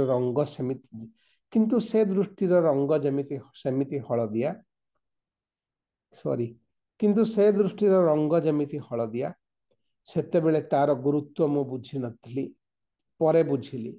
ଜଣ୍ଡିସ୍। ରାସ୍ତାକୁ ଓହ୍ଲାଇବା ବେଳେ ମୁଁ ବାରମ୍ବାର ପଛକୁ ଅନାଉଥିଲି। କ୍ରମେ ଲିଭି ଆସୁଥିବା ସେ ମୁହଁରେ ଥିବା ମହତ୍ତ୍ୱ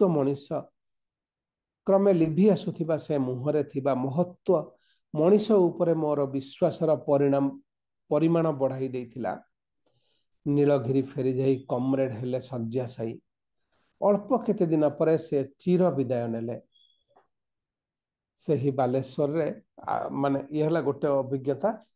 ଆକୁ ସଂକ୍ଷିପ୍ତ ଭାବରେ ସେ ଆଉ ଅନ୍ୟ ଜାଗାରେ ଗୋଟେ ଲେଖିଛନ୍ତି, ତାକୁ ଆଗରୁ ଆମେ ପଢିଥିଲେ। ସେହି ବାଲେଶ୍ୱରରେ ମୋ ତୃତୀୟ ବାର୍ଷିକ ଛାତ୍ର ଜୀବନର ଅନ୍ୟ ଏକ ଅଭିଜ୍ଞତା। ନିଖିଳ ଉତ୍କଳ ଛାତ୍ର ସଂଘ ସମ୍ମିଳନୀ ହେବ ଆମ ସହରରେ।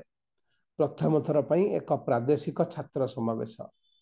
ଚାନ୍ଦା ସଂଗ୍ରହ ଅଭିଯାନ ପ୍ରାୟ ଶେଷ ହୋଇ ଆସିବା ବେଳକୁ ଆମକୁ କେହି ଚିତାଇ ଦେଲେ ଆମେ ସେ ଯାଏ ଜଣେ ବିଶିଷ୍ଟ କଣ୍ଟ୍ରାକ୍ଟରଙ୍କ ଦ୍ୱାରସ୍ଥ ହୋଇନାହୁଁ। ସେ ମହାଶୟ ସାହାଯ୍ୟ ଦାନରେ ଉଦାର ହସ୍ତ। ନାମଟି ମୋର ମନେ ଅଛି, ପରାଗ ବାବୁ। 3-4 ଜଣ ଛାତ୍ରଙ୍କୁ ଧରି, ଯେମିତି ମନେ ପଡୁଛି, ଷ୍ଟେସନ ଅଞ୍ଚଳରେ ଥିବା ତାଙ୍କ କୋଠା ପାଖରେ ପହଞ୍ଚିଲୁ ଦିନ ପ୍ରାୟ 12ଟା ବେଳେ। କୋଠା ସମ୍ମୁଖରେ ପରିସ୍ଥିତି ନିଃଶବ୍ଦ ପ୍ରାୟ ଥିଲେ ମଧ୍ୟ କେମିତି ଅସ୍ୱାଭାବିକ ମନେ ହେଉଥିଲା। ବେଶ କେତେଜଣ ଗମ୍ଭୀର ଭଦ୍ରଲୋକ ଠିଆ ଠିଆ ମୃଦୁ ଆଳାପରତ ଥିଲେ ଏବଂ ବାରନ୍ଦାରେ ନାନା ଆସବାବପତ୍ର ଠୁଳ ହେଉଥିଲା। ଆମେ ଦ୍ୱାର ଆଡ଼େ ଅଗ୍ରସର ହୁଅନ୍ତେ ସିଲ୍କ ପଞ୍ଜାବୀ ପରିବୃତ ଜଣେ ସମ୍ଭ୍ରାନ୍ତ ଦର୍ଶନ ଭଦ୍ରଲୋକ ଆମ ଆଡ଼େ ନୀରବରେ ଆଗେଇ ଆସିଲେ। କୁଆଡ଼େ ଆସିଛ ପିଲାମାନେ? से किंचित भंगा भंगा स्वर पचारे आम भितरु जड़े चिन्ही आपणक पाखकू कही से नमस्कार करते बाकी माने मध्य तरतरे अभिवादन कलु एवं मु आम आसबार हेतु अलपरे शुणाइली। से दुई पकेट्रे दुई हाथ पुराई मो उपरे दृष्टि निबद्ध रखी नीरव ठिया होई रहिले। अस्वस्थी अनुभव करी कहली शुणिछि आपणक द्वाररु केही रिक्त हस्तरे फेरी जाए नाही। से हसिले। तत्क्षणात् तांको दृष्टि मोते मर्मन्तुद मन हैला। आहुरी मुहूर्ते मो आड़े अनाई रही से बुली पड़ू पड़ू कहले बाबू टिके अपेक्षा कर। से घर भीतर को पशिगले। आमको जो 15 मिनिट अपेक्षा करने को हैला तही भितर आमे जहा बुझिलु ताहा आमको किंकर्तव्य विमूढ़ बनाई देला। गभीर ऋणमग्न पराग बाबूंको घर आसबाब पत्र कोरख हेउछि नीलाम पाई। से कपर्दक शून्य।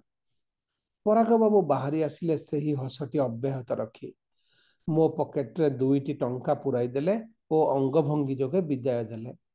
2 टंका देबा भली बदान्य व्यक्ति सेतेबेले सुलभ नथिले। से दिन उपरओली आमे जानिलु तांको घरर अदूरे रास्ता उपरे थिबा गोटाए चाहा दोकानी ठारू से 5 टंका धार चाहिथिले निज कलम बंधा देई। किंतु दोकानी पाखरे थिला जोड़िए मात्र टंका एवं बहु कारणरू तांको प्रति कृतज्ञ दोकानी कलम रखिबा प्रस्ताव सविनय प्रत्याख्यान करिथिला। पराग बाबू निज घर भितर पशि विपरीत द्वार जोगे से दोकान को जाइथिले आमठारू तांको दानर उच्च गोपन रखिबा पाई निश्चय। भूली पारि नाही तांकर से टळमळ चाली एवं मो उपरे से महाशय निबद्ध रखिथिबा सहास्य दृष्टि। प्रार्थना आज जदि पराग बाबूंकर कौनसी आत्मीय एहा पढ़िबे तेबे एक अप्रीतिकर परिस्थितिर स्मृतिचारण करिथिबा जोगु से ए लेखक को क्षमा करिबे। किंतु एही परिस्थिति ही से महाशयंक चारित्रिक औजल्य प्रतिभात हेबार पट्टभूमि। पुणे आउ गोटे स्मृति तांकर सेही वर्ष कथा कॉलेज यूनियन रा सभापति रूपे कलिकता जाइथाए केते जन विशिष्ट व्यक्ति को निमंत्रण करने को आम सांस्कृतिक सप्ताह रे वक्तृता पाई। विख्यात युव नेता परवर्ती काल रे लोकसभा सदस्य एवं इंदिरा कांग्रेस रा निखिल भारत साधारण संपादक श्याम सुंदर महापात्र सेतेबेले कलिकता रे एमए किंबा एलएलबी पढ़ुथांती।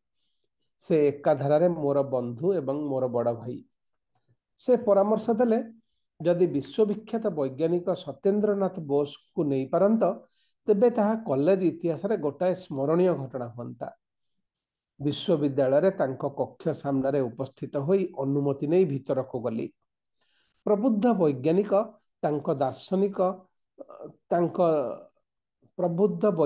तथा दार्शनिक मो आड़े सदय दृष्टिपात करी बसिबा को इंगित देले एवं सहकारी देखाउथिबा फाइल उपरे मनोनिवेश कले। मु अवश्य ठिया होई रहिली एवं कोनोसी मते मो निमंत्रण उपस्थापन कली। बालेश्वर जीवाको हेबो प्रश्नटी करिदेई से कांथरे झुलुथिबा आइनस्टाइन को फोटो उपरे दृष्टि रखी निम्न कंठरे किछि स्वगतोक्ति करबाको लागिले। तांको सहकारी बाहरी जीवा मात्रे मु मो निमंत्रणर पुनरावृत्ति कली। केउठाको जीवाको हेबो से काच पेपरवेट गोटिक आपना कपाल रे बुलाउ बुलाउ अति निरीह भाव प्रश्न कले। आज्ञा बालेश्वर खूब दूर नुहे। महाशय ईषत हसी अस्पष्ट कंठरे निजको किछि कहूथिबा बळी मन हैला। टेलीफोन बाजिला। हाँ आमी सत्यन बोस बोलिछि। आज्ञा आमार बायोडाटा नहीं। से फोन रखिदेले ओ मो आड़े अनाई हसी पचारिले इंग्राजी बा बंगला रे मन नाही केमिति अछंती। ए अप्रत्याशित प्रश्न रे चमकी पड़ी कहली आज्ञा भल अछि मु पूरा बालेश्वर रु आसीछि। झड़ा भली पशि आसिले जने युवक अनिन्यस्त केशपाक जदिच पाल्तुन एवं पाजामा सुविन्यस्त खंडिए टाइप करा कागज मेली धरिले महाभागंको आगरे एवं हुकुम देवा शैली रे कहले दिन सार रेकमेंडेड लिखे दस्तखत करे दिन। से कि आमी केन ता करते जिबा আমি কেন তা করতে যাব? তুমি কি বাবা? স্যার, আপনি যা লিখিতে বলেন আমি আমি তাই লিখে এনেছি।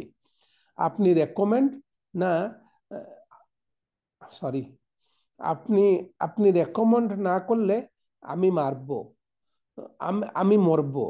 হ্যাঁ স্যার, মৃত্যু ছাড়া আর কিছুই ভালো লাগবে না।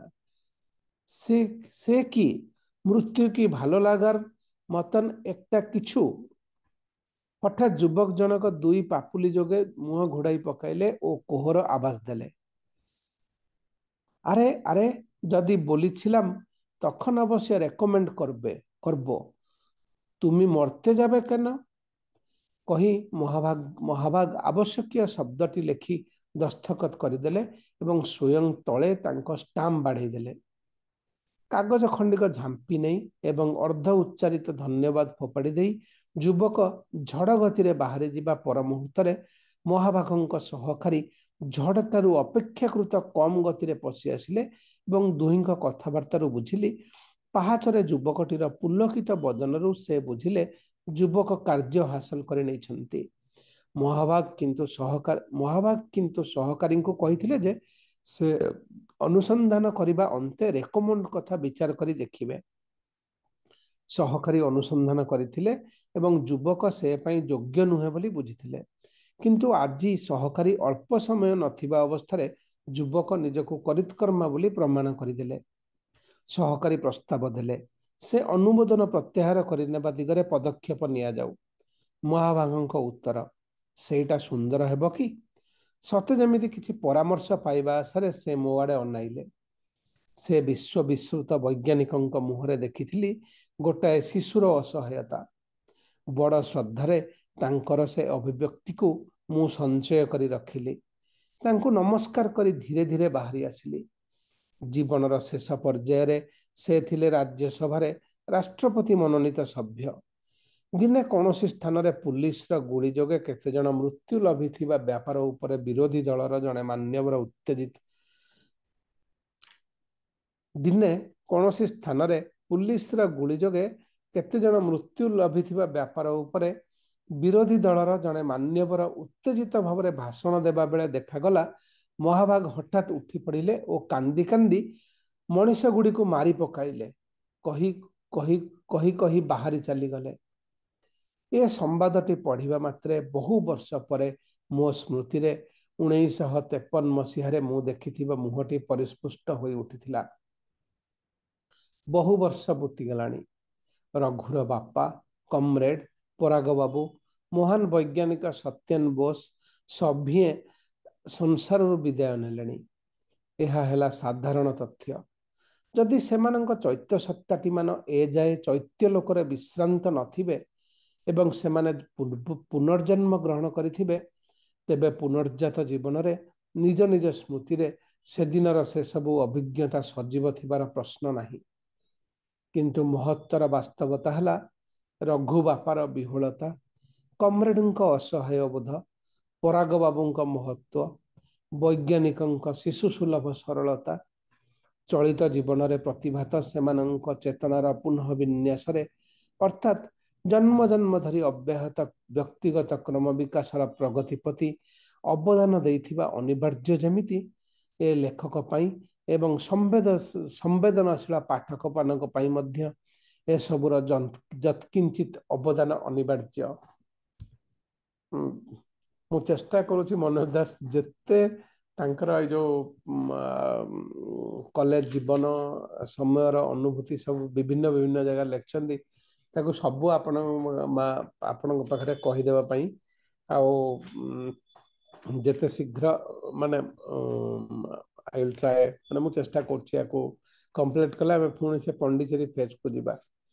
ଆଉ ବର୍ତ୍ତମାନ ମୁଁ ଆଉ କେତେ ସମୟ ଅଛି, ଆଉ 10 ମିନିଟ୍ ଅଛି। 10 ମିନିଟ୍ରେ ମୁଁ ଗୋଟେ ଏଇଟା ବି ଏଥିରେ ମନୋଜ ଦାସ ତାଙ୍କ ନିଜ ନାଁ ଲେଖି ନାହାନ୍ତି, କିନ୍ତୁ ଗୋଟେ ମଜାଳିଆ ଅନୁଭୂତି ଲେଖିଛନ୍ତି। ଏଇଟା ସମ୍ବାଦ ବାର୍ଷିକ ବିଶେଷାଙ୍କ 2015 ମସିହାରେ ବାହାରିଥିଲା, 4 ପୃଷ୍ଠାରେ। ମୁଁ ତାକୁ ଆପଣଙ୍କ ପାଖରେ ପଢୁଛି। ହୋପ୍ 10 ମିନିଟ୍ ଭିତରେ ଏଇଟା ସରିବ, ଆଜି ପାଇଁ ଆମେ ସାରିବା, ନହେଲେ ଆଉ ଯାହା ମୁଁ ଅଲଗା ଜିନିଷ ସବୁ ରଖିଛି ସବୁ ବଡ଼ ବଡ଼ ଲେଖା ସରିବନି। ଏଇଟା ତାଙ୍କ ଛୁଆ ବେଳର ଅନୁଭୂତି, ଏଇଟା ସତ ଘଟଣା ଉପରେ ଆଧାରିତ ଲେଖା। ମୁଁ ତାଙ୍କଠୁ ପଚାରିକି ବୁଝିଛି ଯେତେବେଳେ ଏଥିରେ କାହିଁକି ଆପଣ ମାନେ ସେ ଲେଖୁଛନ୍ତି ଏ ଲେଖାରେ ବାଳକ ଲେଖୁଛନ୍ତି, ନିଜ ନାଁ ଲେଖି କାହିଁ ଲେଖିଛନ୍ତି, ସେ ନିଜର ଅନୁଭୂତି ହିଁ ଲେଖିଛନ୍ତି ବୋଲି ସେ ସ୍ୱୀକାର କରିଥିଲେ। ତେଣୁ ମୁଁ ଏଇଟା ରଖୁଛି।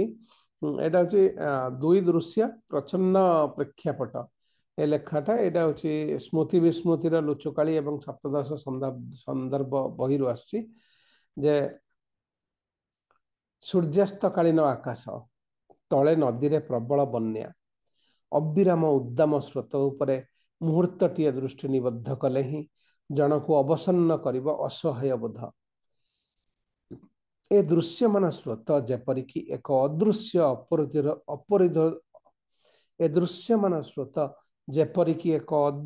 ଅପ୍ରତିରୋଧ ସ୍ରୋତର ପ୍ରତୀକ ତଥା ସଂକେତ। ଅସହାୟତା ବୋଧକୁ ତୀବ୍ରତର କରୁଥିଲା ଏକ ଭାସମାନ ବଟବୃକ୍ଷର ଦୃଶ୍ୟ। ନିଜର ପତ୍ର ଭରା ସୁଗଠିତ ଶାଖା ପ୍ରଶାଖା ବାରମ୍ବାର ଜଳରାଶି ଉପରକୁ ତୋଳି ସେ ଯେପରି ସୂଚାଇ ଦେବାକୁ ଚାହୁଁଥିଲା ମଣିଷ ମହିରୁହକୁ ମଧ୍ୟ କିପରି କାଳସ୍ରୋତ ଅକାତରେ ଠେଲି ନେଇଯାଇପାରେ ଅନିର୍ଦ୍ଦିଷ୍ଟ ଦିଗ୍ବଳୟର ରହସ୍ୟ ଭିତରକୁ। ଅଳ୍ପ କିଛି ସମୟ ପୂର୍ବ ଯାଏ ସେ ବୃକ୍ଷ ଥିଲା କୌଣସି ଗ୍ରାମ୍ୟ ଜନପଦର ସୀମାନ୍ତ ପ୍ରହରୀ। ତାର ପ୍ରସାରିତ ଶାଖା ପ୍ରଶାଖା ତଳେ କେତେ ପଥିକ ବର୍ଷା ବା ରୌଦ୍ରତାପରୁ ରକ୍ଷା ପାଇ ଆଶ୍ରୟ ନେଇଥିବେ। ଗୋରୁ ଗାଈ ଉପଭୋଗ କରିଥିବେ ତାର ସଦାଶୟ ଛାୟା। ସେ ତୁଲାଇଥିବ କେତେ ଜାତି ପକ୍ଷୀଙ୍କର ଉପନିବେଶର ଭୂମିକା। ସେ ଥିଲା ଆସ୍ଥା ଓ ଆଶ୍ରୟର ପ୍ରତିଷ୍ଠାନ। ବୃକ୍ଷଟିର ସେ ଦିବାବସାନ କାଳୀନ ବିୟୋଗାନ୍ତକ ଗତି ସହ ତାଳ ରଖି ତା ଉପରେ ଚକ୍ରାକାରେ ଉଡୁଥିଲା ଏକ ପକ୍ଷୀ। କେବେ କେବେ ତା ନିକଟକୁ ଖସି ଆସି ତାକୁ ଯେମିତି କିଛି ଆଶ୍ୱାସନା ଦେଉଥିଲା, ପୁଣି ଉପରକୁ ଉଠି ଯାଇ ଚକ୍କର ଦେଉଥିଲା। କିନ୍ତୁ ବୃକ୍ଷ ଓ ତା ଭିତରେ ଦୂରତା ବିଶେଷ ବଢୁନଥିଲା। ଦୂରତା ଅବଶ୍ୟ ବଢିଥିଲା ଥରେ। ପକ୍ଷୀଟି କୂଳକୁ ଚାଲି ଆସି ଗୋଟାଏ ଖର୍ବକାୟ ବୃକ୍ଷ ଉପରେ ବସିଥିଲା କିଛି ସମୟ ପାଇଁ। ସେ ନିଶ୍ଚୟ ଲକ୍ଷ୍ୟ କରିଥିବେ ସେ ଅନୁଚ୍ଚ ବୃକ୍ଷକୁ ଆଉଜି ଘାସମୟ କୂଳରେ ବସି ରହିବା ଶୈଶବରୁ ସଦ୍ୟ ଉତ୍ତୀର୍ଣ୍ଣ ବାଳକଟିଏ ସେ ନିଶ୍ଚୟ ଲକ୍ଷ୍ୟ କରିଥିବ ସେ ଅନୁଚ୍ଚ ବୃକ୍ଷକୁ ଆଉଜି ଘାସମୟ କୂଳରେ ବସି ରହିଥିବା ଶୈଶବରୁ ସଦ୍ୟ ଉତ୍ତୀର୍ଣ୍ଣ ବାଳକଟିଏ ନଦୀ ବକ୍ଷରେ ସେ ବଟବୃକ୍ଷ ଦୃଶ୍ୟମାନ ହେବା ମୁହୂର୍ତ୍ତଠୁ ଅପଲକ ପ୍ରାୟ ଅନାଇ ରହିଥିଲା ବୃକ୍ଷ ଏବଂ ପକ୍ଷୀ ସମ୍ବଳିତ ସେ ଚଳମାନ ଦୃଶ୍ୟକୁ। କିନ୍ତୁ ବାଳକଟିର ସହାନୁଭୂତିକୁ ସ୍ୱୀକୃତି ଦେଇସାରି ପକ୍ଷୀ ପୁଣି ଉଡ଼ିଗଲା ଭାସମାନ ତରୁଟି ଆଡ଼କୁ ଏବଂ ନିଜ ଚକ୍ରାୟିତ ଉଡ୍ଡୟନର ପୁନରାବୃତ୍ତି କଲା। ବାଳକଟି ଚାହିଁ ରହିଥାଏ। ନଈ ବାଙ୍କରେ ଅଦୃଶ୍ୟ ହୋଇ ଆସୁଥିଲେ ଉଭୟ ବୃକ୍ଷ ଓ ବିହଙ୍ଗ। ଅସ୍ତ ସୂର୍ଯ୍ୟର ସ୍ତିମିତ ଆବାରେ ପକ୍ଷୀଟି ମୁହୂର୍ତ୍ତକ ପାଇଁ ବନି ଯାଇଥିଲା ସୁନାର ବିହଙ୍ଗ। ସଙ୍ଗେ ସଙ୍ଗେ ଘଟିଥିଲା ଆଉ ଏକ ଘଟଣା। ବାଳକଟିର କପୋଳରେ ସଦ୍ୟଝରା 2 ବିନ୍ଦୁ ଅଶ୍ରୁ ପାଲଟି ଯାଇଥିଲା ସୁନାର ଯୁଗଳ ନକ୍ଷତ୍ର। ବୃକ୍ଷ, ପକ୍ଷୀ ଓ ବାଳକ, କଣ ସେମାନଙ୍କ ସମ୍ପର୍କର ପ୍ରେକ୍ଷାପଟ? ଜାଣିବାର ସମ୍ଭାବନା ଦୂରେଇ ରହୁ। ସଂଜ୍ଞାବଦ୍ଧ ନ ହେଉ ସେଦିନର ସୂର୍ଯ୍ୟାସ୍ତକାଳୀନ ସେ ମୁହୂର୍ତ୍ତ କେତୋଟି। ବାଳକ ହଉଛନ୍ତି ମନୋଜ ଦାସ। ମାନେ ସେ ବାଳକ ବୋଲିକି ଲେଖିଥିଲେ ବୋଲି ସିଏ ପଛରେ କହିଛନ୍ତି। ଅନ୍ୟ ଏକ ଦୃଶ୍ୟ ନେକ୍ସଟ। ରବିବାର ଅପରାହ୍ନ ଗ୍ରାମ୍ୟ ବିଦ୍ୟାଳୟରେ 3 ଜଣ ଛାତ୍ରାବାସ ଅନ୍ତେବାସୀ ଚାଲିଛନ୍ତି 2 କୋଶ ଦୂରବର୍ତ୍ତୀ ସାପ୍ତାହିକ ହାଟ ଅଭିମୁଖେ। ବିଂଶ ଶତାବ୍ଦୀର ଚତୁର୍ଥ ଦଶକରେ ରାସ୍ତାଘାଟର ଅବସ୍ଥା ଥିଲା ଦୟନୀୟ। 3 ତରୁଣ ପଥିକଙ୍କ ଉଦ୍ଦାମ ଗପସପ ଏବଂ ହସ ହଠାତ୍ ସ୍ତବ୍ଧ ହେଲା। ଆରେ ପିଲାଏ, ଟିକିଏ ଅଟକି ଯାଅ। ପଛରୁ ଡାକ ଦେଉଥିଲା ପରିଚିତ କଣ୍ଠ, ଆପାତତଃ ସ୍ୱରାଗ ବିଗଳିତ। ଧଇଁ ସଇଁ ହୋଇ ଆସୁଥିଲେ ଡ୍ରଇଂ ସାର୍। ଦେହଟି ପୃଥୁଳ, ଗୋଟାଏ ଗୋଡ଼ କାଦୁଅ ଭରା ଗାତରେ ଲଟକି ଯାଇଥାଏ। ପିଲାଏ ଦୌଡ଼ି ଯାଇ ତାଙ୍କୁ ସଙ୍କଟ ମୁକ୍ତ କଲେ। ଡ୍ରଇଂ ସାର୍ଙ୍କ ସାନ୍ନିଧ୍ୟରେ ବା ସମ୍ପର୍କରେ ଆସିଥିବ ଅଥଚ ତାଙ୍କ ତଥାକଥିତ ବୁଦ୍ଧି କ୍ଷୀଣତାର ସୁଯୋଗ ନେଇ ତାଙ୍କୁ ପରିହାସ କରିନଥିବ କିମ୍ବା ତାଙ୍କୁ ଠକି ପାରିବାର ସୁଯୋଗରୁ ନିଜକୁ ନିବୃତ୍ତ କରିଥିବ, ସେଭଳି ମଣିଷ ଶହେରେ ଜଣେ ଦୁଇ ଜଣ ଥାଇପାରନ୍ତି। ସେହି ସଂଖ୍ୟା ନ୍ୟୁନ ଗୋଷ୍ଠୀରୁ ଜଣେ ଥରେ ତାଙ୍କ ସହ ରେଳଗାଡ଼ି ଯୋଗେ ନିଜ ସହରରୁ କର୍ମସ୍ଥଳକୁ ଆସୁଥିଲେ। ଶୀତ ରାତି। ଗୋଟାଏ ଜନବିରଳ ଷ୍ଟେସନରେ ଅଥର୍ବ ବୃଦ୍ଧଟିଏ ପଡ଼ିଥାଏ। ଖଣ୍ଡିଏ ବିଦୀର୍ଣ୍ଣ ଗାମୁଛା ଏବଂ ଶତଛିଦ୍ର ଗେଞ୍ଜି ହିଁ ପ୍ରବଳ ଶୀତ ରୋକିବାରେ ତାର ଏକମାତ୍ର ଅବଲମ୍ବନ।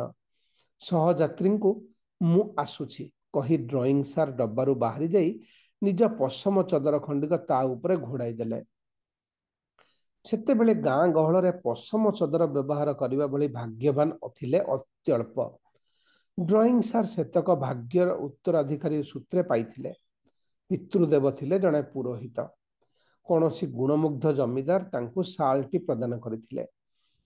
ନିଜ ମୃତ୍ୟୁ ଶଯ୍ୟାରେ ପିତୃଦେବ ସେ ଅବ୍ୟବହୃତ ଶାଲ ଖଣ୍ଡିକ ପ୍ରଦାନ କରିଥିଲେ ଏକମାତ୍ର ପୁତ୍ରଙ୍କୁ। ଡ୍ରଇଂ ସାର୍ କାମଟି କରି ଡବା ଭିତରକୁ ଫେରିଆସି ବସି ପଡ଼ିଛନ୍ତି। ଝରକା ନେଇ ଦେଖିଲେ ଜଣେ ଯୁବକ ସେ ଅଥର୍ବ ଉପରୁ ଚଟାପଟ ଶାଲ ଖଣ୍ଡିକ ଉଠାଇ ନେଲା। ଗାଡ଼ି ଛାଡ଼ିଦେଲା। ମାଷ୍ଟ୍ରେ ଉଠି ପଡ଼ି ଚେନ୍ ଟାଣିଲେ। ପଛରେ ଗାଡ଼ି ରହିଗଲା। ଦୌଡ଼ି ଆସିଲେ ଗାର୍ଡ ଏବଂ ଷ୍ଟେସନ ମାଷ୍ଟର। ଠୁଳ ହେଲେ ଅନ୍ୟମାନେ। ମାଷ୍ଟ୍ରେ ପ୍ଲାଟଫର୍ମକୁ ଓହ୍ଲାଇ ପଡ଼ି ଚେନ୍ ଟାଣିବାର କାରଣ ବ୍ୟକ୍ତ କଲେ। ସେ ଛୋଟ ଷ୍ଟେସନରେ ପ୍ରତୀକ୍ଷାଳୟ ବୋଲି କିଛି ନଥିଲା। ଗୋଟିଏ ଟିଣ ଛାତ ତଳେ 5-6 ଜଣ ଯାତ୍ରୀ ବସିଥିଲେ ବା ଶୋଇଥିଲେ। ମାଷ୍ଟ୍ରେ ଦେଖିପାରିଲେ ସେ ଚୋର ଯୁବକ ସେଇଠି ବସିଛି।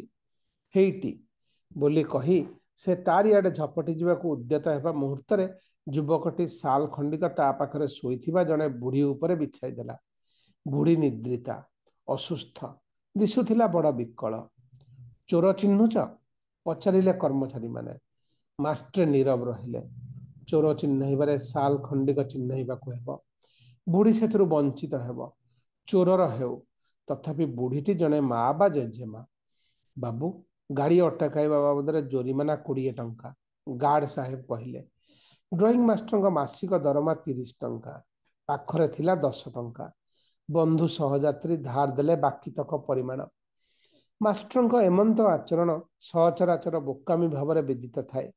ଯଦ୍ୟପି କେହି କେହି ବିବେକୀ ବ୍ୟକ୍ତି ତାକୁ ସରଳତା ଅଥବା ନିରୀହତା ବୋଲି କହି ଈଷତ୍ ଅର୍ଥପୂର୍ଣ୍ଣ ମୃଦୁ ହସ ସହକାରେ ଆପ୍ୟାୟିତ ଦିଶୁଥାନ୍ତି।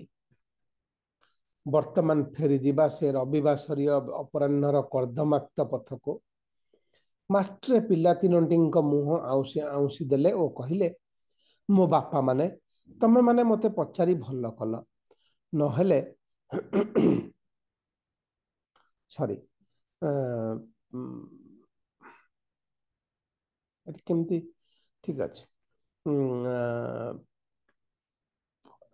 ଲେଖାରେ କିଛି ବର୍ତ୍ତମାନ ଫେରିଯିବା ସେ ରବିବାସରୀୟ ଅପରାହ୍ନର କର୍ଦ୍ଦମାକ୍ତ ପଥକୁ। ମାଷ୍ଟ୍ରେ ପିଲା ତିନୋଟିଙ୍କୁ ମୁଣ୍ଡ ଆଉଁସି ଦେଇ ପଚାରିଲେ ଓ ବାଉଁସି ଦେଲେ ଓ କହିଲେ, ମୋ ବାପା ମାନେ, ତମେ ମାନେ ମୋତେ ପଚାରି ଭଲ କଲ। ନହେଲେ ହାଟରେ ଲେମ୍ବୁ ଦୋକାନୀ ଆଗରେ ସେମିତି କହିଥିଲେ ସେମାନେ ହସିଥାନ୍ତେ। ମାନେ ଶିକ୍ଷକ ତାଙ୍କୁ ଲେମ୍ବୁ ଆଣିବାକୁ କହୁଛନ୍ତି, ସେଟା ଏଠି ଲେଖା ହେଇଛି ନା ଲେଖା ହେଇନି ମୁଁ ଜାଣିପାରୁନି। ଯାହା ହଉ ଦେଖିବା।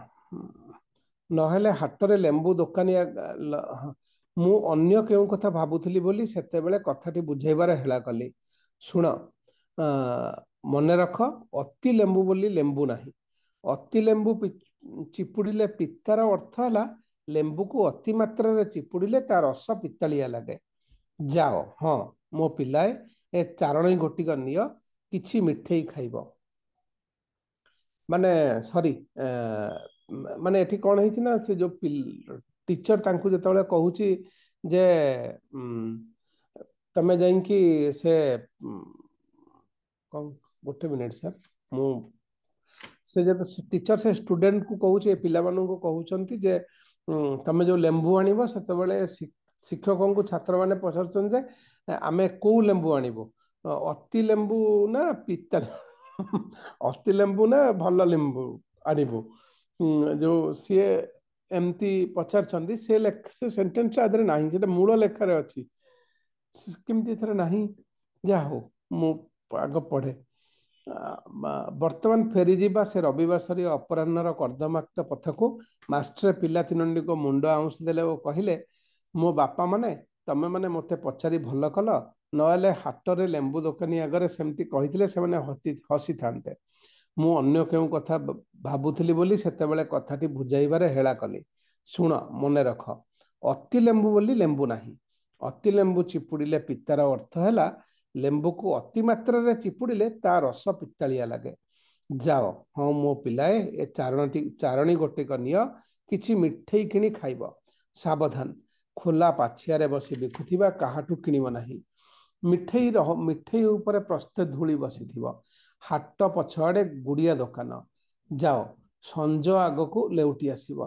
देखिलटी केमिति मु कादुअरे कलबल हेली रहस्य विशेष घन नुहे से दिन पिलाटीए हाट को जीव बोली शुणी मास्टर ताकू 4 पैसा देई तांको पई लेंबू किणी आनिया को कहिथिले ओहो एठी अछि एक्सप्लेनेशन पिलाटी से जेतेबेले तार अन्य 2 संभाव्य सहयात्री आगरे निज ऊपर विन्यस्त से गुरु दायित्व कथा सगर्व घोषणा कला से दुहे मास्टर बोकामी को टिकिए शोषण करी निज निज रसिकतार मुग्ध हेबार लोभ संवरण करि पारिले नाही तिनिहे जाई तांको पचारिले सार आमे की लेंबू आनिबु पाती लेंबू ना अति लेंबू कौन कहला अन्य मनस्क सार पचारिले सार अति लेंबू चिपुड़िले पिता तो आपन को काले सेमिति लेंबू भल लागुथिबो अरे बाबू तटका लेंबू मिलुथिले आनिबो आकार रे छोट हेउ बा बड़ हेउ मास्टर कहिथिले किछि समय उत्तर मास्टरंकर मने पड़ीगला पिलांक सह से संलाप से जाई देखिबे बेलकू तिनिहे छात्रावासरू हाट अभिमुखे बाहरी गलेनी मास्टर तरबर होई गाँ बाहर बिल रास्ता मझिरे से माननको भेटिथिले केते जन्मर व्यक्तिगत क्रम विकास फल से भली बोकामीर विकास हुए से भली मार्मिकता से भली निस्वार्थ शुभेच्छा एवं संवेदनशीलतार सामाजिक प्रतिक्रिया प्रति भूक्षेप न करी से सब को आपणा स्वभाव और स्वधर्म रे परिणत करने निमंते जनकु एपरिक विख्यात वैज्ञानिक बुद्धिमान विचक्षण चिंताविद आईनज्ञ और नेतृवर्ग को केते जन्मर घात प्रतिघात केते शताब्दीर अभिज्ञता अर्जन करने को पड़ पारे ड्रॉइंग मास्टर आशु जीवन प्रेक्षापट में प्रच्छन्न रही थई पारे केड़े महिमामय दिव्य आशीर्वाद एठी ए चैप्टर सरला ए जो ड्रॉइंग मास्टर कथा कही जो इनोसेंट ड्रॉइंग मास्टर कथा मत सब सीरियसली कहूँ मत आम संजय भाई सब से ड्रॉइंग मास्टर भाई लगती माने आम संजय भाई एते निरीह एते सरल लोक से जिते से जो मो उपरे से जो बहीटा क्षेत्र मन सब लिखते से उन्मोचन होता से जो हिसाब से इमोशनाली कांदिले आउ संजय भाई जो हिसाब से माने इमोशनाली इनवॉल्व आम मान सांगे से मत सब मुझे ड्रॉइंग मास्टर कथा भावे संजय भाई जिते मन पड़ती संजय टे वीडियो ऑन करा से ड्रॉइंग मास्टर कथा सुनले तो आपण संजय भाई आज्ञा आज्ञा आपण हो से ड्रॉइंग मास्टर नेक्स्ट जन्म आपण भली एते सरल लोक एते माने खोला हृदय लोक आपण ब्लड टेस्ट करिया को 2 मास होला समय मिलनी आउ एते माने केवल आपण ही से ड्राइंग मास्टर भली परिबे अमित भाई जंजाल लोक कौन करिया हाँ हाँ ठीक अच्छे तापरे गाँ गंडारे रहउतबा लोक एटी भी परीक्षा टे करिया भी डिफिकल्ट ना ना आपण से जो भुवनेश्वर पुस्तक मेला को जाई कि सेकंड हैंड बही दुकान गुड़ाए बही नहीं कि से मंत्री पाखक दिया जी ताको आडी फेसबुक रे रख देले ताको करिया को समय अछि किंतु आपण से निज पे समय नहीं ब्लड टेस्ट करिया को समय आउनी त मोर करा जो ठीक अछि सर संजय ताला हमें सारी आज ठीक अछि समीर भाई बहुत बहुत धन्यवाद से बहीटा मन देखौची हाँ हाँ जो स्मृति विस्मृति लुचकेली एवं सप्तदश संदर्भ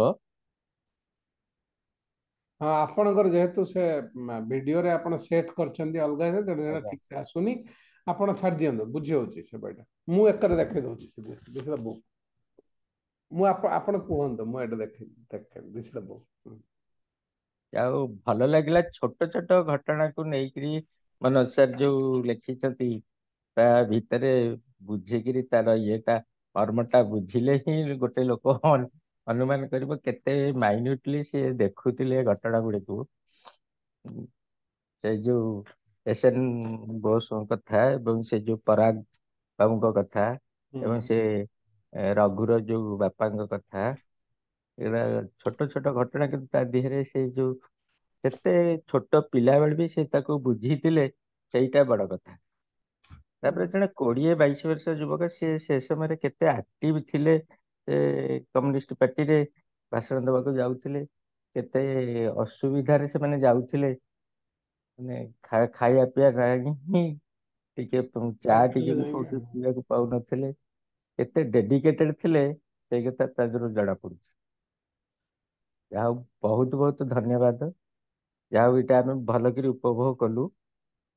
ଆଉ ଆମେ ଏଇ ମାନେ ମନୋଜ ଦାସଙ୍କ ଏଇ କଲେଜ ଜୀବନରେ ଯେତେ ଅଛି ମୁଁ ତାକୁ ସବୁ ପଢିଦେବି ଆପଣଙ୍କ ପାଖରେ, ଯେତେ ଲେଟ୍ ହଉ ଆମେ ଦେଖିବା ଯେ ହାଉ ବ୍ୟୁଟିଫୁଲ ହିଜ୍ ଲାଇଫ୍ ୱାଜ୍। ଯେବେ ଏମାନେ ତାକୁ ଟର୍ନିଶ କରିବାକୁ ଚେଷ୍ଟା କରୁଛନ୍ତି ତାଙ୍କ ଗୋଟେ ଫିଲୋସଫି ତାଙ୍କ ଭିତରେ। ଅବଜରଭେସନ କେତେ ତାକୁ ସେ ମନେ ରଖିଛନ୍ତି, ପରବର୍ତ୍ତୀ ସମୟରେ ସେଟାକୁ ଲେଖିଛନ୍ତି, ସେଟା ବହୁତ ବଡ କଥା। ଆମେ ତ ସେମିତି ଓଭରଲୁକ୍ କରି ବହୁତ ଘଟଣାକୁ ଦେଖୁନେ, କିନ୍ତୁ ସେଇ ଡ୍ରଇଂ ସାରଙ୍କ କଥା ଲେଖିଛନ୍ତି, ଆଉ ଆଜ୍ଞା ବହୁତ ଭଲ ଲାଗିଲା। ସାରିବା। ସୁନୀଲ, ଏଥର ତାହେଲେ ରଖିବା ତାହେଲେ ଆପଣ ସମସ୍ତଙ୍କୁ ଯୋଉମାନେ ଆଜି ଜଏନ୍ କରିଥିଲେ ସମସ୍ତଙ୍କୁ ବହୁତ ଧନ୍ୟବାଦ। ପୁଣି ଆସନ୍ତା ଥର ଜଏନ୍ କରିବେ। ଆଉ ଅନୁରୋଧ ଯେ ଆପଣମାନେ ସମସ୍ତେ ନିଜ ନିଜ ଡିଭାଇସର ନେମ୍ ନ ରଖିକି ନିଜ ନାଁଟା ଆଇଡି ହିସାବରେ ରଖିବେ, ସୋ ଦ୍ୟାଟ୍ ଆମେ ମାନେ ଭଲ ମାନେ ଆମେ ଠିକ୍ ଭାବରେ ଜାଣିପାରିବୁ ଯେ କୋଉମାନେ ଜଏନ୍ କରୁଛନ୍ତି, ଆପଣ ଆଡ୍ କରିବୁ। ଆଉ ପୁଣି ଆଶା କରୁଛୁ ଆସନ୍ତା ମିଟିଂରେ ଆପଣମାନେ ଆମ ସହିତ ଯୋଗ ଦେବେ 14ତମ ଅଧ୍ୟାୟରେ। ଆଜି ସମୀର ଭାଇଙ୍କୁ ଧନ୍ୟବାଦ। ସଞ୍ଜୟ ଆଉ ମୁଁ ଆମେ ରହିଲୁ। ନମସ୍କାର। ନମସ୍କାର।